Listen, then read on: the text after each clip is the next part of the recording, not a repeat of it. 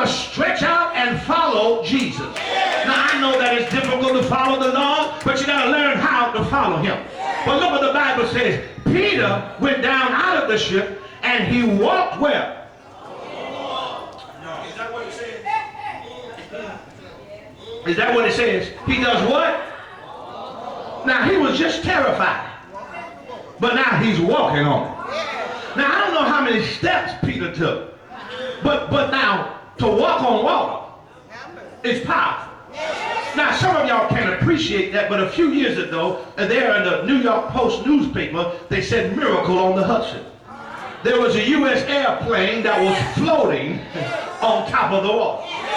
Now, the credit went to the pilot, but the credit should have went to the Lord. Because the Lord navigated the plane when nobody lost their lives.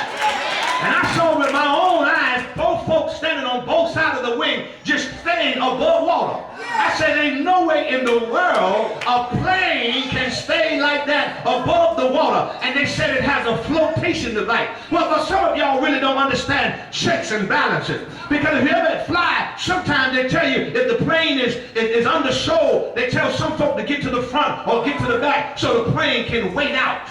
In other words, because if it has too much weight in the front and it lands, it might nosedive. If it has too much weight in the back, it might not be able to take off. So it has to balance itself out. Now that's interesting to me that the pilot was still on the plane. They let me know that some other folk were still on the plane, but there were people on both sides of the wings just standing and it was floating. Somebody said, how can that happen? It was a miracle. You just can't explain it. But here, I can take it a little farther. God had his hands